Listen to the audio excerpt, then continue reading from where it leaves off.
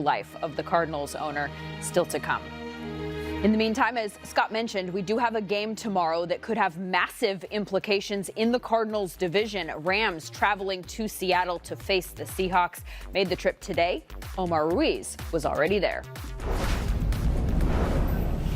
The Seahawks have never lost at home on Thursday night under Pete Carroll, whose teams typically excel in prime time. But that'll be the first time in this environment as Seahawks for Pro Bowl pass rusher Ziggy Ansah and Jadeveon Clowney. Clowney told me he's still very much learning this defense, and that slowed him down at times on the field. And while veterans like Bobby Wagner and KJ Wright have certainly helped him, Pete Carroll said that learning is a two-way street.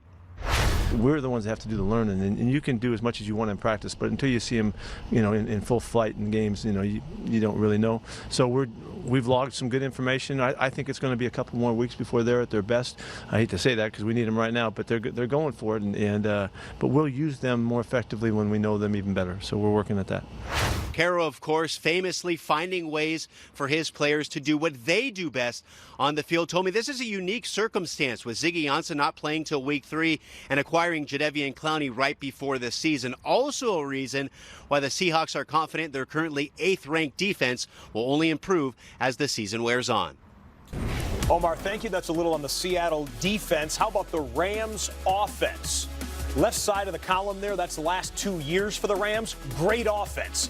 2019 for the Rams, good offense.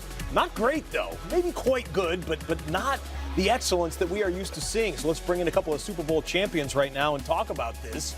Willie McGinest has 3 Super Bowl rings. That's what the Seahawks and Rams are fighting for, and the rest of the teams. James Jones won his Super Bowl ring in the NFC as well. How do they get back on track on offense here? I mean, I look at Short that board. week. I look at that board and I see 22nd in the rush. Yeah. The way you get back to being a dominant offense is you get the ball to Todd Gurley. I understand everybody saying, oh, we want to save him for the playoffs. There is not going to be no playoffs if you do not get this kid the ball. You see him, this does not look like an injured Todd Gurley right here running the football. It looks like a frustrated Todd Gurley. Give me the ball because these are the things that I can do. Let's get back to running the football. When I watch it, does not look like he is injured. He is fighting for every yard. He is running hard. He looks very good.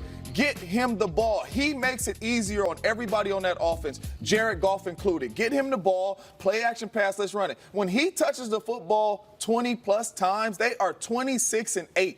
When he doesn't, they are 9-19. Wow. So you can think, okay, we got Jared Goff, we paid him all this money, he's going to take us to the promised land, throwing this football, Cooper Kupp is back. That's not going to happen. The way to winning is getting the ball to Todd Gurley, and you better get it to him fast and in a hurry, because if not, you're going to be looking down on this division, and it's going to be rough for you. And they haven't been giving him the ball. 15 touches, that's probably the worst in his career. Scrimmage yards, he's down. And then when you talk about rush per carry, it's the worst since 2016. But teams understand that, James. They understand you got to slow him down. So forget me throwing numbers at you, Sarah. Run the tape. Let me show you what teams are doing. They're crowding the front. They're making it tough. He loves to get outside. Here's Carl Nassib right here.